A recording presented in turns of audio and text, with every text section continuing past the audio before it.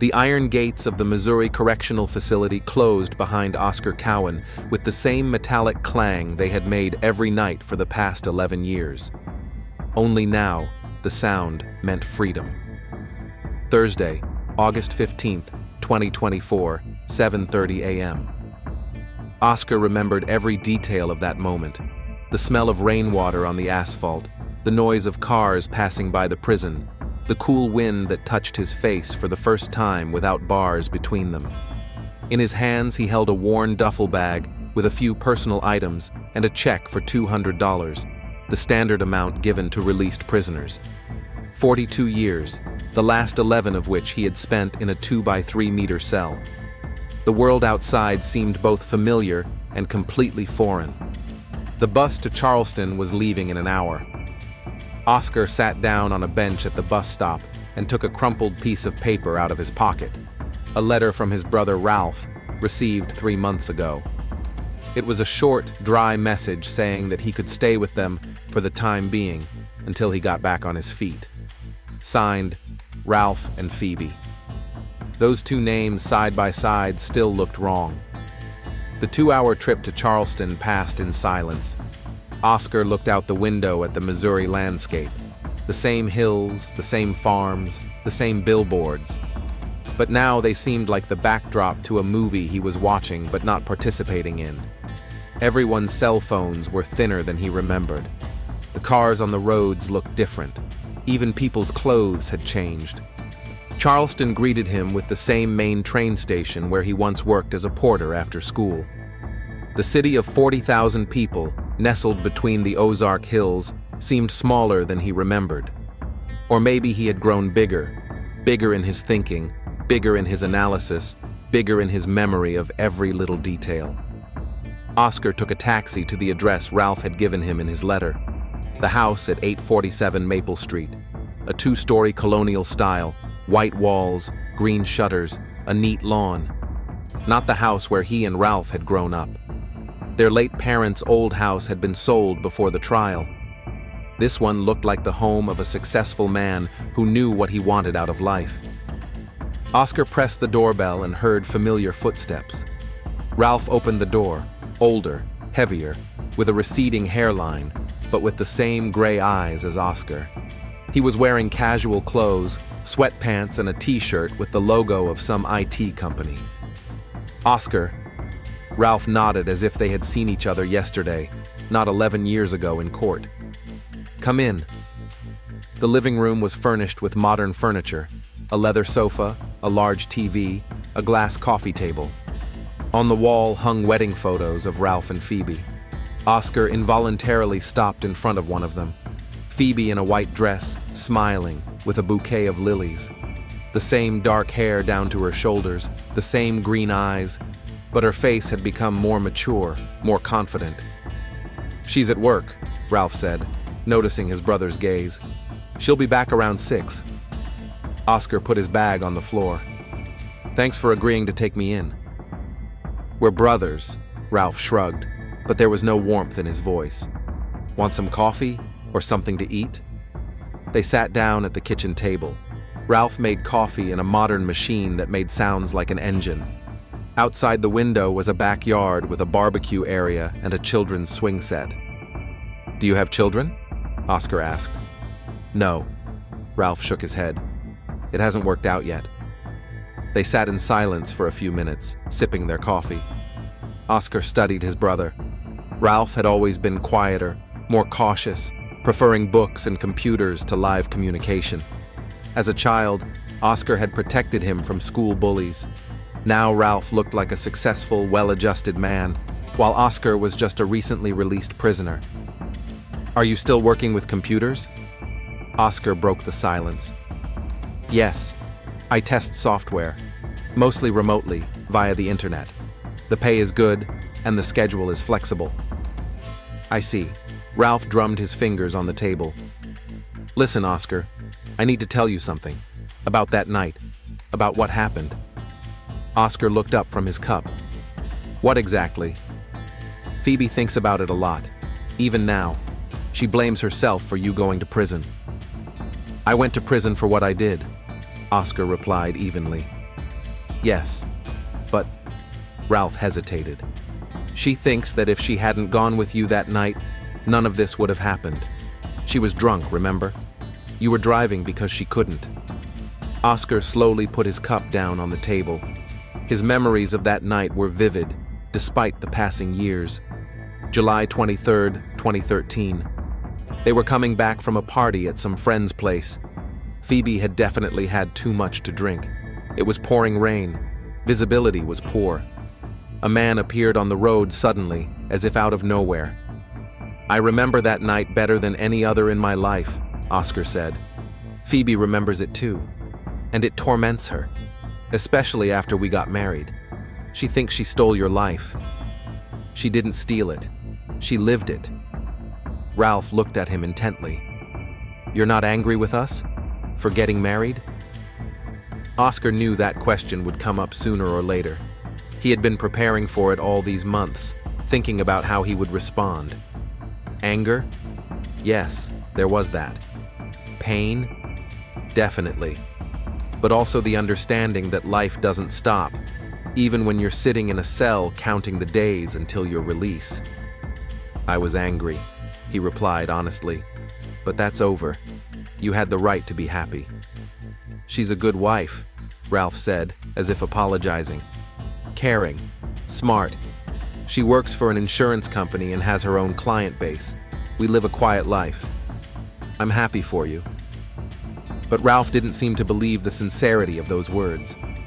He stood up and walked over to the window.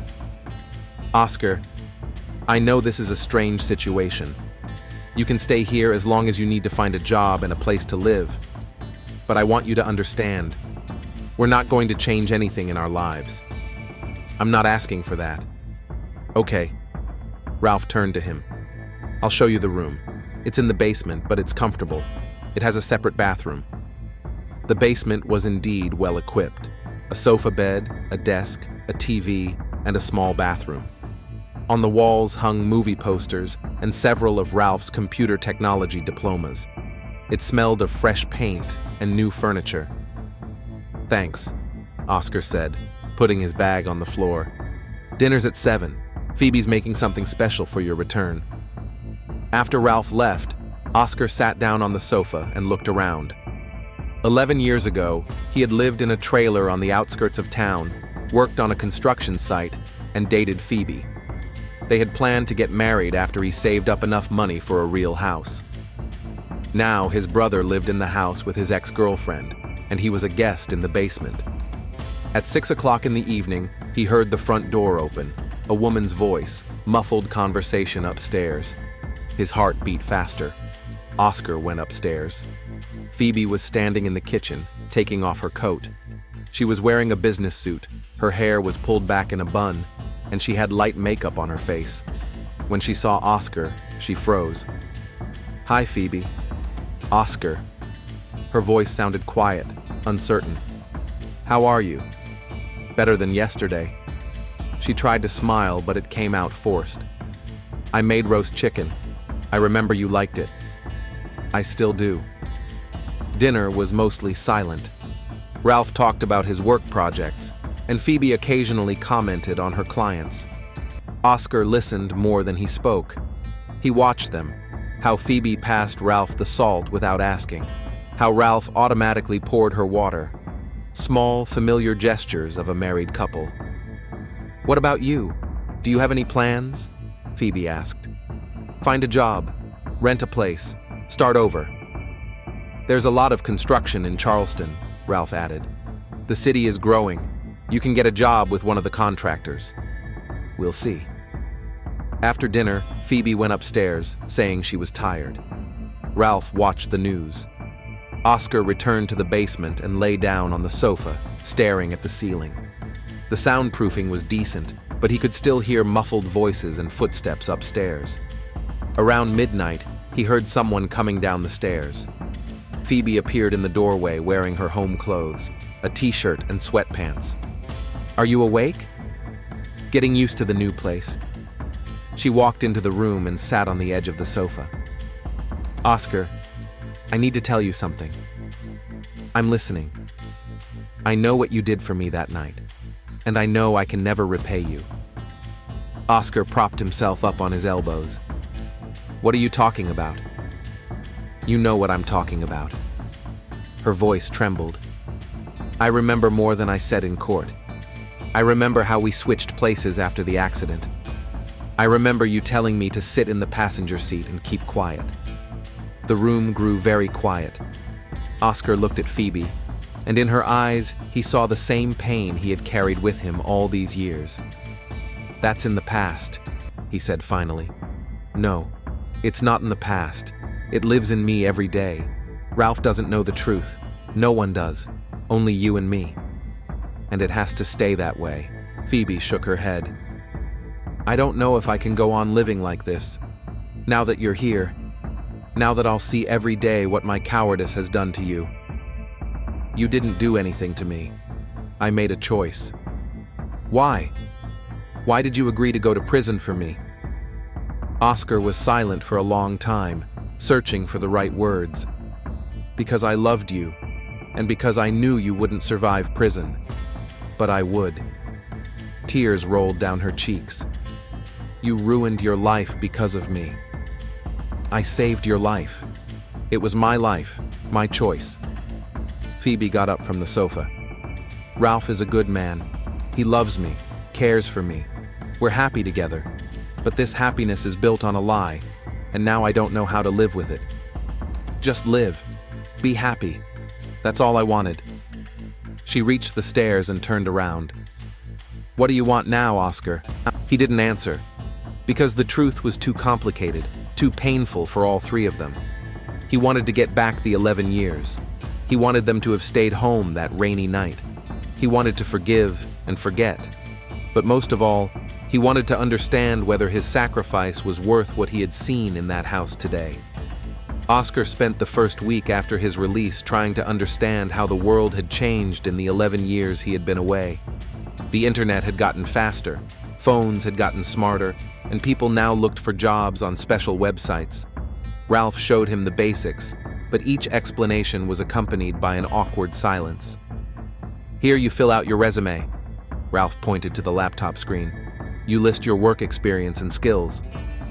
"What should I write in the section about the last 11 years?" Oscar asked. Ralph hesitated. "You can write that you were self-educating, or that there was a pause in your career due to family circumstances." Oscar looked at his brother. "Family circumstances? Well, technically that's what it was. You don't have to tell everyone about prison right away." But reality turned out to be tougher than theory. In the first 4 days, Oscar visited 8 construction companies in Charleston. Everywhere he was greeted politely, his documents were reviewed, people nodded their heads, and promised to call back. No one called back. Background checks are standard procedure when hiring, and a conviction for manslaughter did not look good on a construction worker's resume. On Friday morning, Oscar was sitting at the kitchen table with a newspaper, looking for job ads, when Ralph came downstairs in his usual home clothes. "Aren't you going to work?" Oscar asked. "I work from here, remember?" Ralph poured himself some coffee. "I have 3 online meetings today and testing of a new banking app." "Convenient. Yes, but there are downsides. You don't see anyone all day except—" Ralph paused, realizing he wanted to say, "except my wife."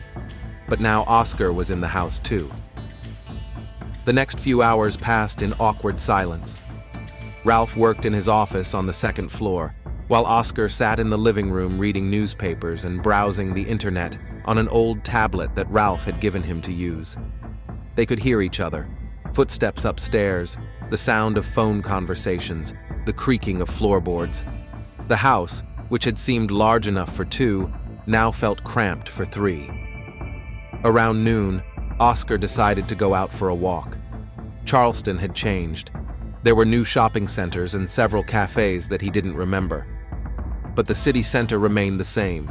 The town hall, the old library, the park with a fountain where he used to feed the ducks as a child. An elderly man in work pants and a flannel shirt was sitting on a bench by the fountain. He was reading a newspaper and occasionally glancing at people passing by. Something about him seemed familiar to Oscar. "Excuse me," Oscar approached. "Have we met before?" The man looked up. He was about 65, with gray hair, deep wrinkles, and attentive brown eyes. He studied Oscar's face for a long time, then slowly folded the newspaper. "Oscar Cowan," he said. It wasn't a question. "Yes. Thomas Hartman." He stood up from the bench. "James Hartman's father." The name hit Oscar like an electric shock. James Hartman, 24 years old, an electrician, like his father. He was coming home from the night shift, crossing the street in the wrong place in the rain, killed instantly by a car. "Mr. Hartman." Oscar didn't know what to say. 11 years, Thomas said. 11 years I've been waiting for this conversation." They stood silently, looking at each other. Other park visitors walked by, paying no attention to the two men by the fountain, one just out of prison, the other who had lost his son in that accident. "I think about your son every day," Oscar finally said. "I know, and I think about that night every day." Thomas sat back down on the bench. "Sit down. Let's talk." Oscar sat down next to him. "What do you want to know?" "The truth. The police, the court, and the jury know the truth. I was driving. James appeared on the road suddenly.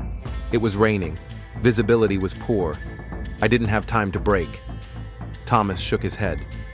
"That's the official version. I want to know what really happened." "I don't understand." "You understand. You understand better than anyone." Thomas took a worn folder out of his pocket. "I've been studying the case files for 11 years. Interrogation reports, witness statements, photos from the scene of the accident. Something about this story doesn't add up." Oscar felt a chill in his chest. "What exactly?" "The girl who was with you, Phoebe. Her testimony changed 3 times. First, she said she only remembered the moment of impact. Then she said she remembered you driving the car. Then she said she remembered talking to you after the accident. She was in shock. Maybe, or maybe she was lying." Thomas opened the folder. "Look, a photograph of the interior of your car. The driver's seat is adjusted for a height of about 5'7". You are 5'9". Oscar looked at the photo. He remembered these details, but never thought anyone would analyze them years later. "People adjust their seats differently," he said. "Yes, but usually not 15 centimeters lower than their comfortable position." Thomas turned the page. "One more thing. Blood tests showed that you had alcohol in your system. The level was slightly above the legal limit. Phoebe's was significantly higher. We were at a party. But which one of you was more drunk?" Oscar didn't answer. Thomas closed the folder and looked at him. "My son is dead," he said quietly. "Nothing will bring him back to me. But I want to know the truth about how he died, and who is responsible. I am responsible. The court decided I served my time. Maybe, but maybe the real culprit is still out there." Thomas stood up from the bench. "I know where you live. I know that Phoebe is now married to your brother. Interesting situation, isn't it?" He walked away, leaving Oscar sitting by the fountain with heavy thoughts. The meeting with James Hartman's father had opened a door to the past that Oscar would have preferred to keep closed. When he returned home that evening, he found that Phoebe had already come home from work. She was standing in the kitchen, preparing dinner, but she tensed up when she saw Oscar. "Hi," he said. "Hi." She didn't turn to him, continuing to chop vegetables. "Can we talk?" "Ralph will be down soon. It's better not to." "Phoebe, I need to tell you something." She finally turned around. "What is it?" "I met Thomas Hartman today." The knife fell from her hands and hit the floor with a metallic clang. Phoebe's face turned pale. "What did he want?" "The truth." "And what did you tell him?" "The same thing I told him 11 years ago, but he didn't believe me." Phoebe grabbed the edge of the table. "What do you mean?" He studied the case files. He found inconsistencies. The height of the driver's seat, your testimony, the blood alcohol level. "My God." She leaned against the wall. What are we going to do? Nothing. We'll go on living as we have been. He could go to the police, demand a review of the case. After 11 years, based on suspicions? At that moment, Ralph came down to the kitchen. He immediately noticed the tension. What's going on? Phoebe quickly picked up the knife and started cutting vegetables again. Nothing, just discussing how our day went. Ralph looked at his brother. How's the job search going? No luck yet. Maybe you should expand your search. Look in neighboring towns? Oscar got the hint. Maybe. At dinner, they talked about the weather, the news, and their plans for the weekend. But beneath the surface of polite conversation, tension simmered. Ralph felt uncomfortable with his brother's constant presence in the house. Phoebe avoided looking at Oscar. Oscar was thinking about his meeting with Thomas Hartman. After dinner, Phoebe went upstairs, citing a headache. Ralph turned on the TV. Oscar went down to the basement, but couldn't concentrate on anything. Around 10 o'clock, he went back upstairs. Ralph, I need to find a place to live as soon as possible, he said. His brother turned off the TV. Why? Did something happen? I just don't want to get in the way of you and Phoebe. You deserve a peaceful life. Oscar, you're my brother. I'm not going to kick you out. I'm not asking you to. I just think it would be better for everyone. Ralph was silent for a long time. All right, if you think so. But there's no need to rush. Find a job first, save up some money. The next day, Oscar continued his job search, but now with a different attitude. He realized he couldn't stay at his brother's house for long. His meeting with Thomas Hartman showed that the past was not going to leave them alone. By the end of the second week, he finally got an offer from a small construction crew. The work was hard and low-paying, renovating old houses, but it was better than nothing. The foreman, a 50-year-old man named Dave, knew about Oscar's criminal record, but agreed to give him a chance. I need reliable workers, he said, and a man who has served 11 years and hasn't broken is usually reliable. The first days of work were hard. His muscles were unaccustomed to physical exertion, and his hands were covered with calluses. But Oscar was grateful for the opportunity to earn honest money and spend the day away from home. Phoebe continued to avoid him.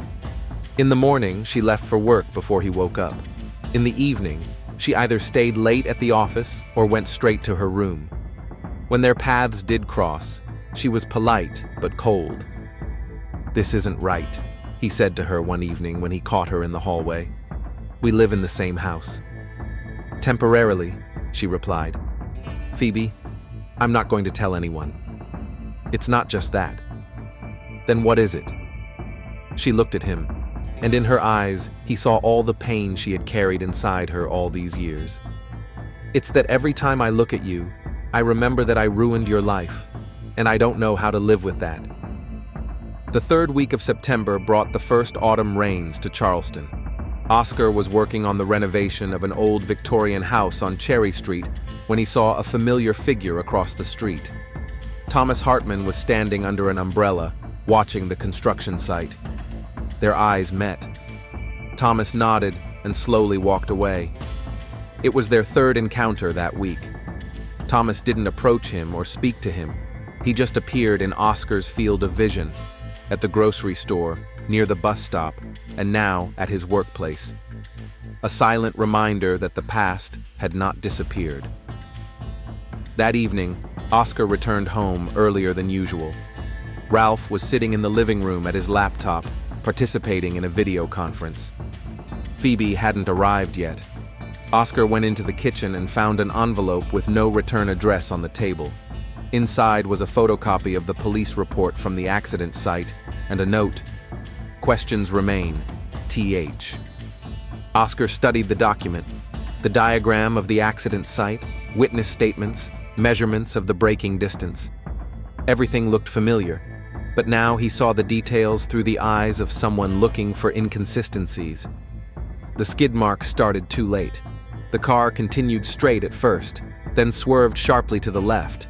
Not a typical reaction for a sober driver. Memories of that night came back with painful clarity. July 23, 2013. Mike Davis's birthday party at his parents' house in the country.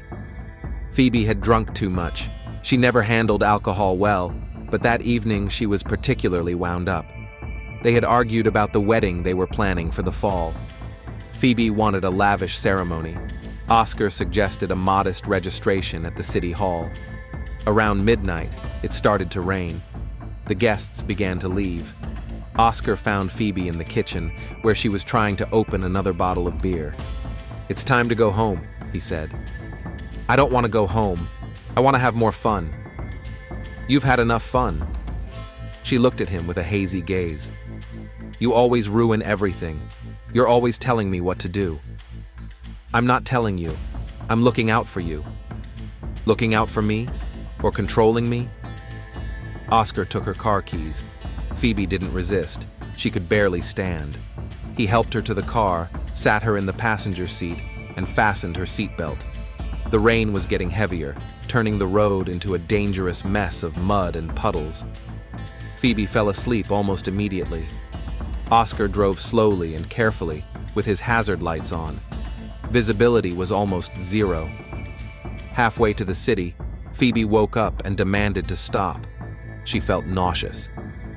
Oscar parked on the side of the road and helped her out. "Better?" he asked when she returned to the car. "I want to drive." "Phoebe, you're drunk." "Aren't you?" He had drunk 2 beers in 4 hours, not enough to seriously affect his reactions, but enough to show up in a blood test. "I'm fine." "I'm fine too.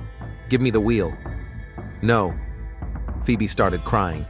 "You don't trust me. You think I'm incapable of anything." Oscar was tired of this conversation, of her tears, of the rain, of everything. He just wanted to get home and forget about this evening. "Fine, but only to the city." They switched places. Phoebe adjusted the mirrors and moved the seat closer to the steering wheel. Oscar buckled up and closed his eyes, hoping she would drive carefully. The first few minutes went smoothly. Phoebe drove slowly, keeping the car in the center of the road. Oscar was almost relaxed when he heard her voice. "Oscar, look." He opened his eyes and saw the silhouette of a person ahead.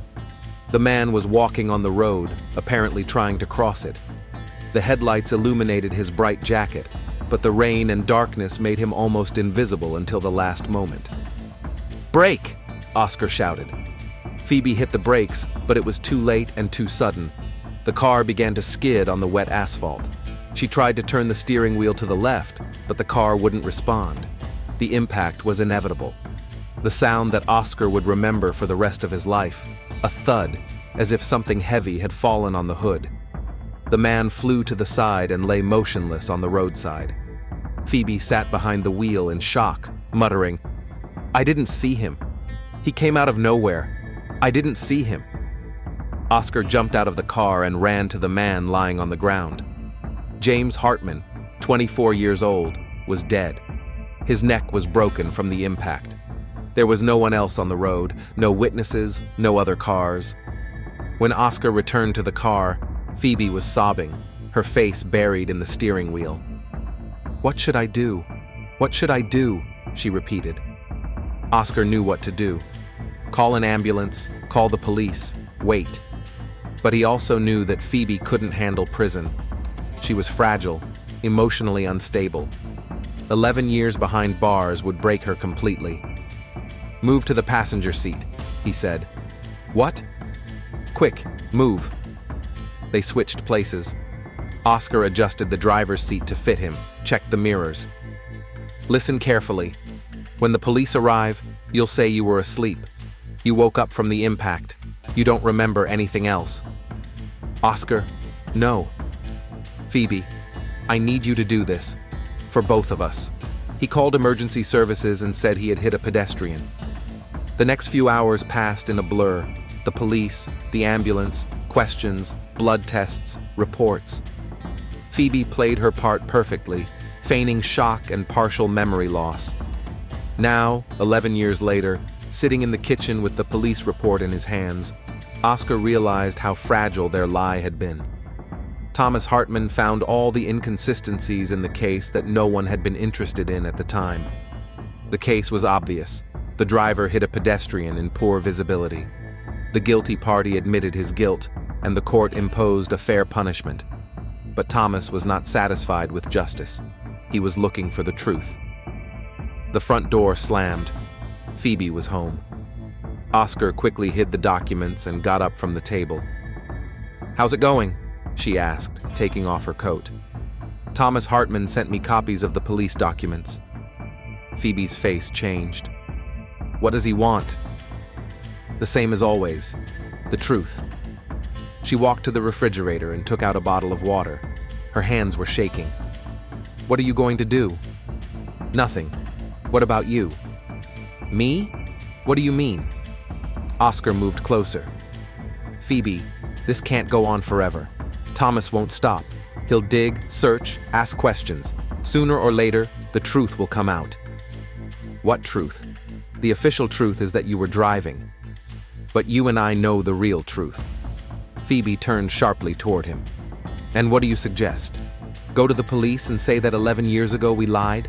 That I killed a man and you covered for me?" "Maybe." "Are you crazy? I'll go to prison. You'll go to prison too for perjury and concealment of a crime. But our conscience will be clear." "Conscience?"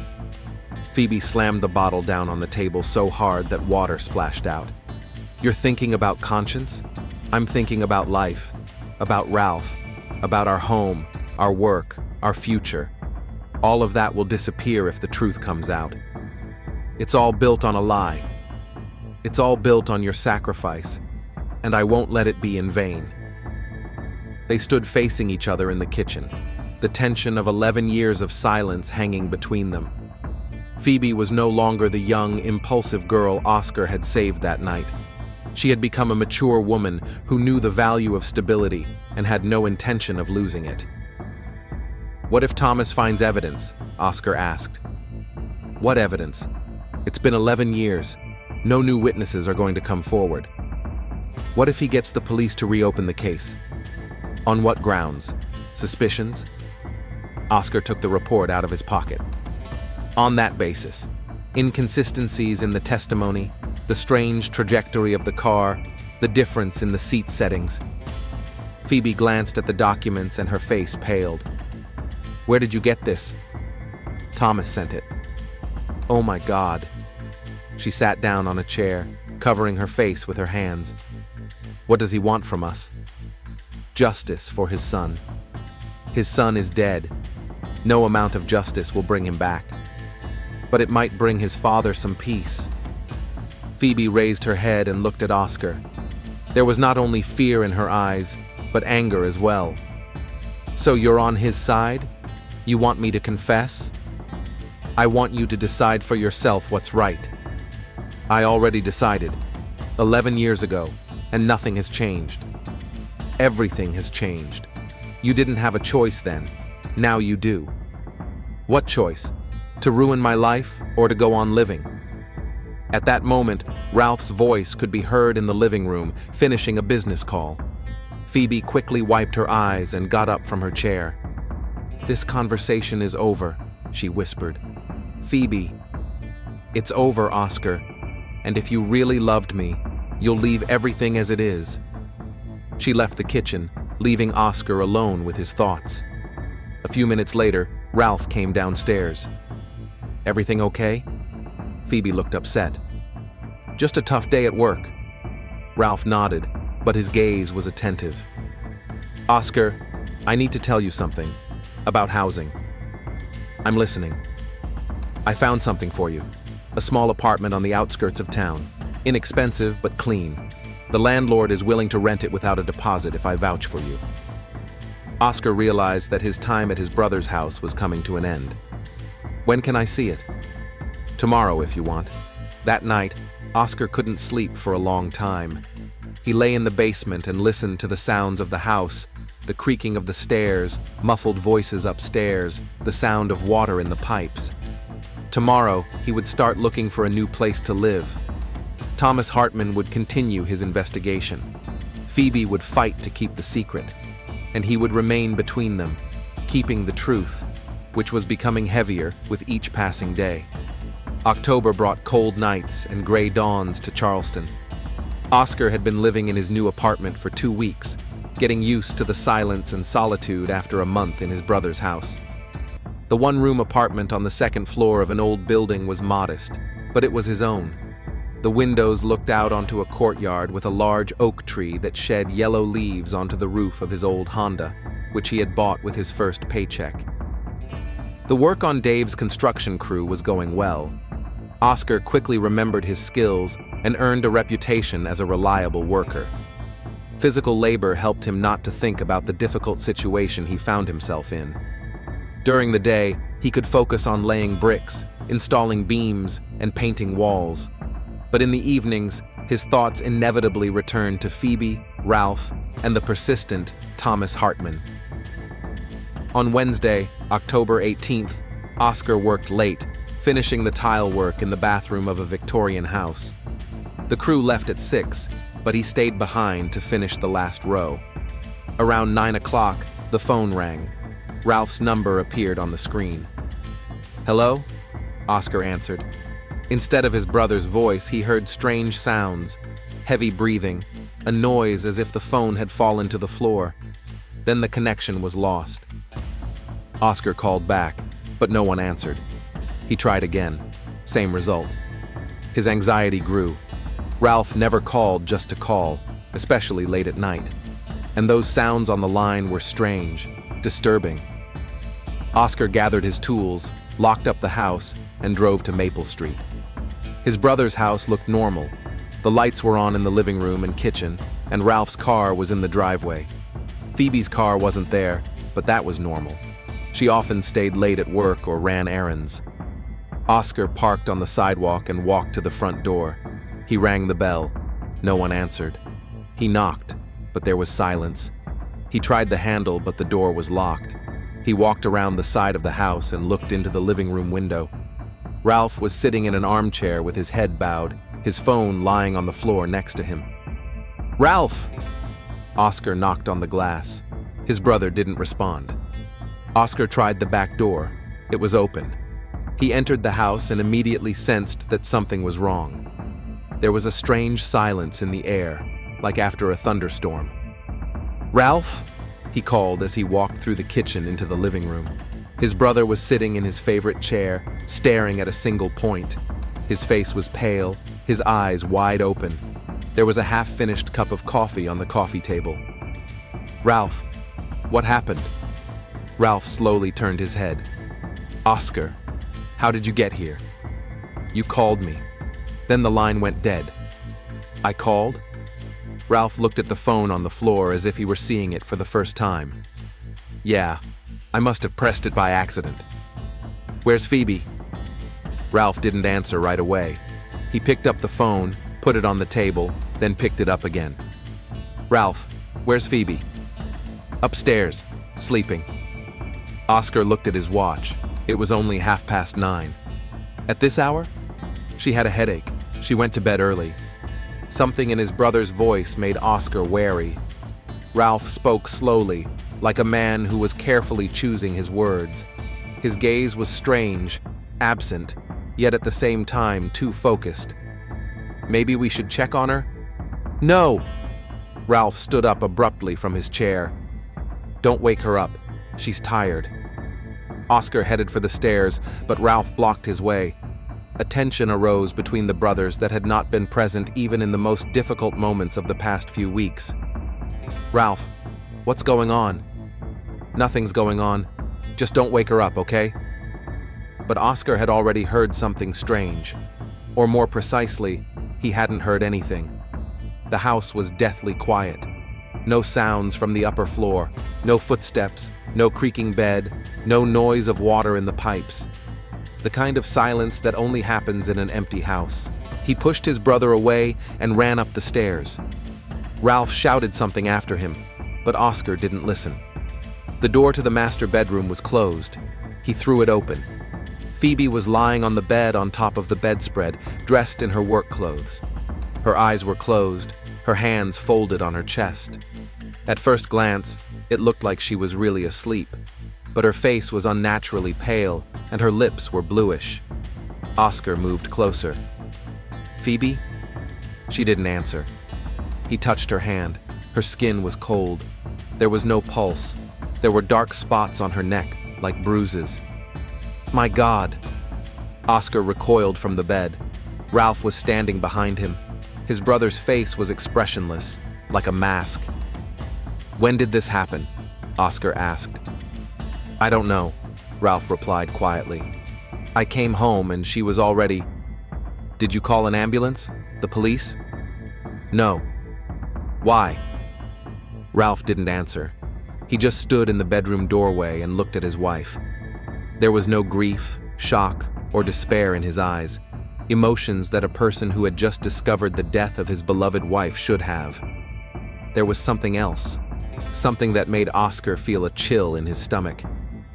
"Ralph, we need to call the police." "Yes, of course."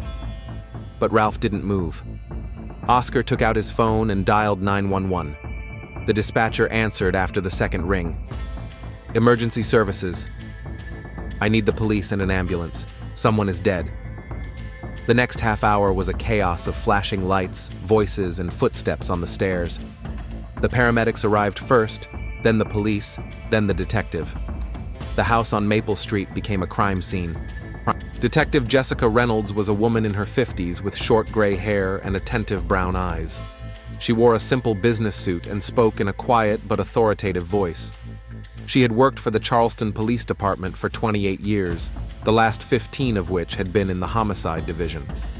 Oscar and Ralph were taken to separate rooms for questioning.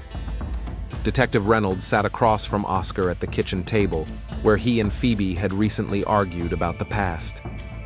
"Tell me what happened tonight." Oscar explained about Ralph's call, the trip to the house, and the discovery of the body. The detective took notes, occasionally asking clarifying questions. "What was your relationship with Mrs. Cowan?" "Complicated." "Explain." Oscar knew this moment would come sooner or later. "We dated 11 years ago, before she married my brother. And then? Then I went to prison." Detective Reynolds looked up from her notebook. "For what?" "Manslaughter, a car accident." "I see." She made a note.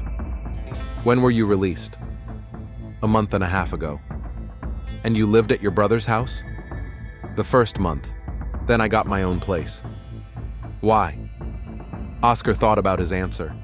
Because he couldn't stand looking at Phoebe anymore, knowing the truth. Because Ralph made him feel uncomfortable. Because the past wouldn't leave them alone. "I wanted my independence." The detective nodded. "How was your relationship with your brother's wife after his release?" "Not good. We hardly spoke." "Why?" "It was awkward. For everyone." "Mr. Cowan, where were you between 6 and 9 p.m. today?" "At work. I was finishing laying tiles in a house on Cherry Street." "Can anyone confirm that?" "The owner of the house, Mrs. Johnson. She came to check on the work around 8. The detective wrote down the name. "What time did you finish?" "Around 9. Ralph called me right after that." Muffled voices could be heard in the next room. Another detective was talking to Ralph. Sounds of forensic work came from the bedroom. Flashbulbs, the rustling of evidence bags. "Mr. Cowan, did you have a romantic relationship with your brother's wife after your release?" "No." "Did you want to rekindle the relationship?" Oscar was silent for a long time. "That's a difficult question. I have time. I loved her 11 years ago. Those feelings haven't completely disappeared, but I understood that she was married to my brother, and I respected that."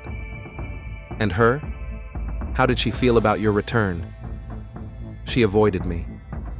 "Why do you think that was?" "Probably because it was awkward for her too." Detective Reynolds closed her notebook. "That's all for now, but I'm asking you not to leave town. The investigation is just beginning." Oscar nodded. Through the window, he saw a black plastic bag being carried out of the house. Phoebe was gone. The woman for whom he had served 11 years in prison had died without ever finding the courage to admit the truth. Around midnight, the police finished examining the crime scene. Ralph remained alone in the house. Oscar offered to let him stay at his place for the night, but his brother refused. They stood on the porch in the cold autumn rain. "Ralph, what happened? Really?" His brother looked at him with empty eyes. "I don't know. I came home from work. She was dead." "But you don't work outside the home." "I went to the office, a meeting with a client." "What time?" "I left around 5. I came back at 8. "And found her dead?" "Yes." "Why didn't you call the police right away?" Ralph paused. "I don't know. Shock, I guess. I couldn't believe it was happening." Oscar studied his brother's face in the light of the street lamp. Ralph had always been a calm, level-headed man. Even as a child, he never lost his head in difficult situations. But now his behavior seemed wrong, too controlled for a man who had just lost his wife. "Who could have done this?" Oscar asked. "I don't know. Maybe a burglar, or what?" Ralph looked at him for a long time. "Or someone who had a reason to hate her." The next morning, Detective Reynolds arrested Oscar Cowan on suspicion of murder. His alibi with Mrs. Johnson was incomplete. She had seen him at 8, but couldn't say exactly when he left. That was enough time to get to his brother's house, kill Phoebe, and return by the time Ralph called. The motive was also obvious: a released prisoner who had loved a woman for 11 years, but she had chosen his brother. A classic story of jealousy and revenge. Oscar sat in the holding cell and thought about the irony of fate. 11 years ago, he went to prison for a crime he didn't commit, protecting Phoebe. Now he was arrested again for a crime he didn't commit, but Phoebe couldn't help him anymore. She was dead, and someone really wanted Oscar to be blamed for it. Detective Reynolds spent the first 48 hours thoroughly investigating the Oscar Cowan version. The motive was obvious, the alibi was shaky, but something about the case bothered her. It was too simple an explanation for a complicated situation. The autopsy showed that Phoebe died of strangulation between 7 and 8 o'clock on Wednesday evening. There were no signs of a struggle. The victim either knew the killer or was taken by surprise. There were marks on her neck from strong male hands, but no clear fingerprints could be obtained. Checking Oscar's alibi yielded conflicting results. Mrs. Johnson did see him around 8 p.m., but neighbors on Cherry Street did not remember seeing his car after 6:30 p.m. This left enough time for him to drive to his brother's house and back. But when the detective delved deeper into the details, the picture began to change. Surveillance cameras at a gas station between the construction site and the Cowan home recorded Oscar's Honda at 7:47 p.m. heading toward Maple Street. That was after Phoebe's estimated time of death. Reynolds decided to take a closer look at the widower. Ralph Cowan had been working as an online software tester for 8 years. Steady income, good customer reviews, a measured life. He married Phoebe 4 years ago and had no children. Neighbors described him as a quiet, polite man who rarely left the house. While checking his alibi for the day of the murder, the detective discovered the first oddity. Ralph claimed that he had gone to a meeting with a client in an office building in downtown Charleston from 5 to 8. But the building security guard did not remember him, and his name was not in the visitor log. The detective decided to examine Ralph's computer activity. As an IT specialist, he left digital traces for most of the day. The records showed that the last work activity on his accounts was recorded at 4:23 p.m. After that, there was nothing until 9:35 p.m., when he suddenly began to actively work on several projects at once. Reynolds asked the technical service to restore the browser history from Ralph's home computer. What she discovered changed the direction of the investigation. Over the past 2 weeks, Ralph had been intensively studying materials about a car accident that had happened 11 years ago. Police reports, newspaper articles, court decisions, profiles of those involved in the case. He downloaded hundreds of pages of documents related to the case of Oscar Cowan versus the state of Missouri. But the most important find was a folder titled "The Truth About That Night," created on October 15th, 3 days before the murder. It contained photographs, diagrams, an analysis of the car's trajectory, and a comparison of witness statements.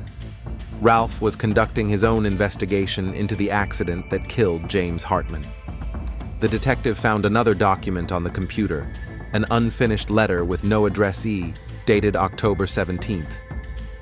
All my life, I considered my brother a hero, a man capable of sacrifice for the woman he loved, and myself, a lucky guy who got what he didn't deserve. Phoebe was a good wife, but sometimes I saw a shadow in her eyes. She looked at me, but she was thinking of him. I knew it and accepted it because I loved her. But now I know the truth. She killed that man, James Hartman, and Oscar went to prison to save her. For 11 years he paid for her crime, and all this time she lived with me, building our family on this lie. I can't look at her anymore. I can't touch her, knowing that my hands are touching the hands of a murderer. Every time she talks about justice, about honesty, about how important it is to tell the truth, I want to. The document broke off mid-sentence. Reynolds examined the family's bank records. Over the past month, Ralph had withdrawn $5,000 in cash from his personal account, a large sum for a man who rarely used cash. The detective decided to talk to the Cowans' neighbors. Mrs. Patterson, an elderly woman who lived across the street, said that on Wednesday evening she had seen Ralph's car in the driveway all evening. But around 7:30, she noticed him carrying something from the house to the car, a dark plastic bag. "I thought he was taking out the trash," said Mrs. Patterson, "but the garbage truck comes on Thursdays." Forensic experts found traces of bleach and microscopic fibers matching the victim's clothing in the trunk of Ralph's car. An empty bottle of cleaning product with traces of bleach was found in the garage.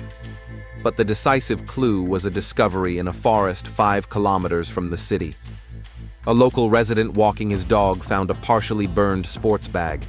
Inside were a man's shirt and jeans with bloodstains matching Phoebe Cowan's blood type.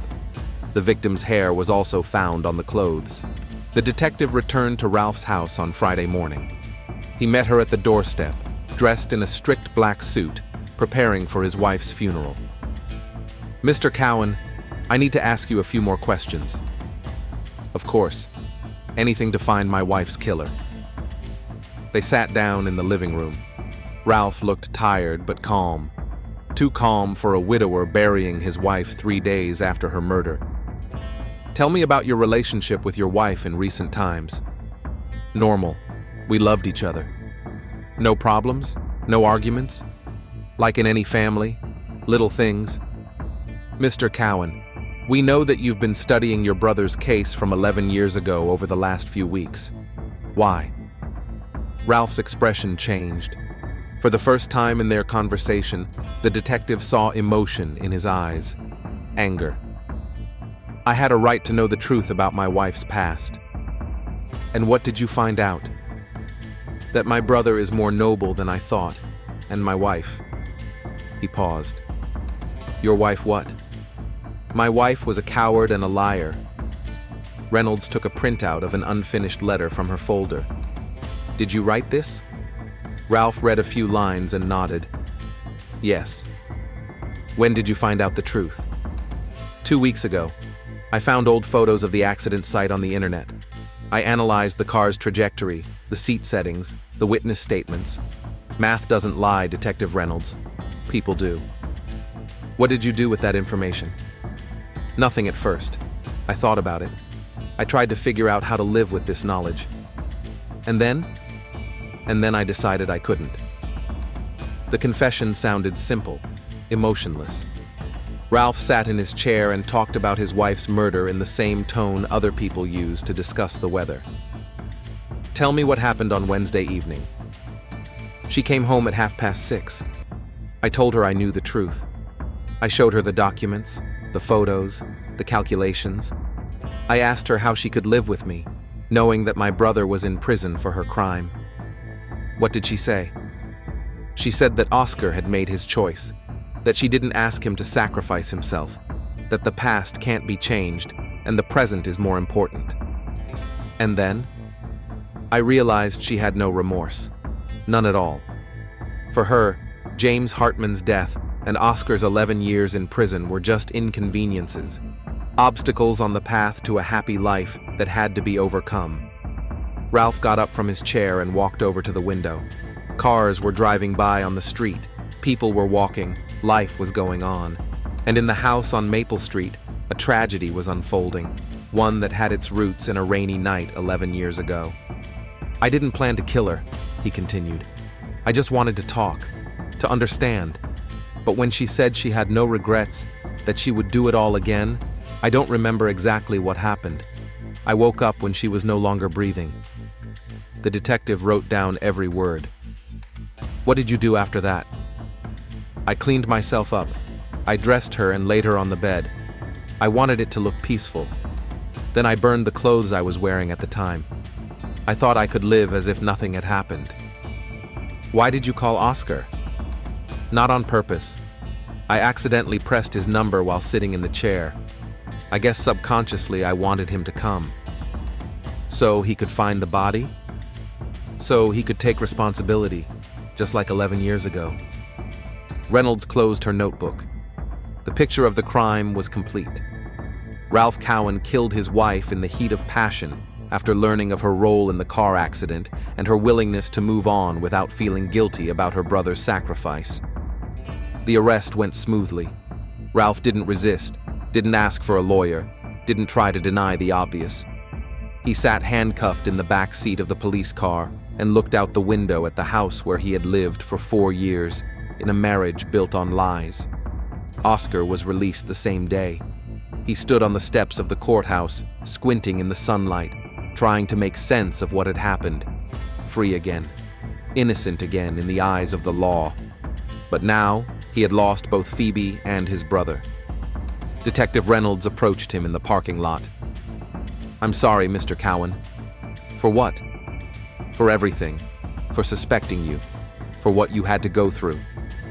Oscar looked at the courthouse where he had once been sentenced to 11 years in prison and had now been cleared of murder charges. "You know what's the worst part, Detective? Ralph was right. Phoebe really didn't regret what happened that night. She was ready to move on, knowing that I had paid for her crime. That doesn't justify murder. No, it doesn't. But it explains it." Oscar walked to his car. He needed to get back to work, to his small apartment, to the life he was trying to build after his release. Now that life had become even lonelier. A week later, Phoebe's funeral was held in a small family circle. Oscar stood at the grave and thought about how their story could have been very different if Phoebe had found the courage to admit the truth 11 years ago. James Hartman would still be dead, but perhaps his father would have found peace. Perhaps Ralph would never have learned about the lie. Perhaps Phoebe would still be alive. Thomas Hartman also came to the funeral. He stood apart, holding a worn folder with case materials in his hands. The truth he had sought for so long was now known to all. His son had died because of a drunk girl behind the wheel, not because of her noble boyfriend. But that truth had cost another life. After the ceremony, Thomas approached Oscar. "Now we both know what happened that night," he said. "Yes. It doesn't bring my son back, and it doesn't bring you back the years you lost." "No." Thomas looked at the fresh grave. "But now I can stop searching." He left, leaving Oscar alone in the cemetery. The wind rustled the leaves on the trees, carrying away the last remnants of the hot summer. Soon winter would come, then spring, then a new summer. Life would go on.